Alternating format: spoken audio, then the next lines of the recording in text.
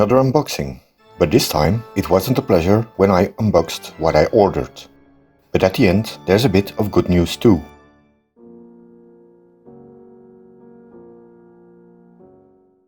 It all started when the delivery man handed over this flimsy box, and when I turned it over, the box was seriously damaged and torn open.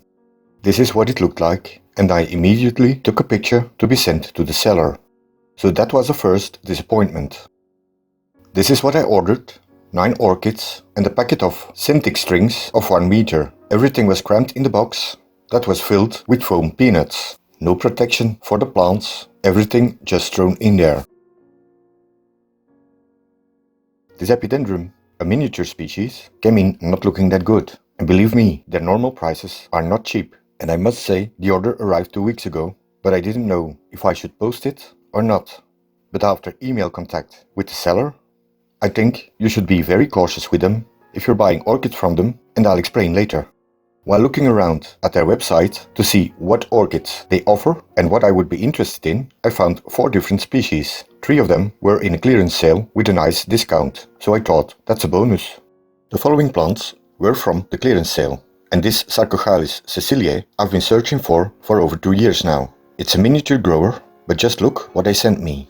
When I complained about the quality of the plants, they even were so stupid to email me the pictures from their website as a comparison to what arrived. Well, I think there's a huge difference between the plants they pictured and what I got.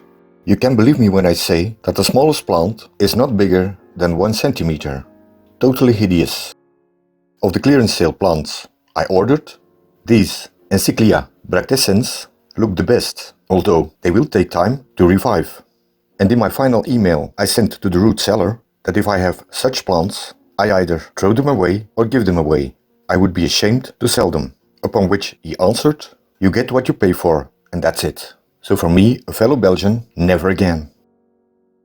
These Oncidium coloratum don't look anything like the picture he sent me. I filmed this today, but the plants were already delivered 2 weeks ago, and all the leaves were a bright yellow from being overexposed to too much sun. And now they finally are starting to green up. So I hope I can save them, because these were on my wish list for a long time. And by the way, for all these crappy plants from the clearance sale, I still paid between 11 and 16 euros. The Sarcochilus were the most expensive. But here's a bit of good news. My Miltonia and Warne is finally showing its buds, and flowers will follow soon. It's been growing outside since I got it at the beginning of June. During that time, it withstood a repotting and has been enjoying almost full sun for at least 4 to 6 hours.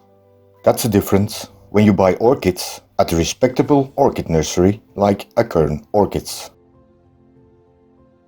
And Inse, this is how a Gastrochilus should grow. They're not the easiest ones, and this plant has been in my care for over 2 years now, and it's finally starting to bud. It grows outside in my sheltered area from late spring until autumn, where it grows quite shaded. In winter it comes in and stays in the shady side of the grow tent. Both outside and indoors, I try to keep the humidity as high as possible, because that's what it needs. Not staying wet, but a humid environment. That's it for this time. Please don't forget to subscribe and hit that like button, because when I hit 1000 subscribers, there will be a surprise waiting for my viewers. So thanks already, and until the next video.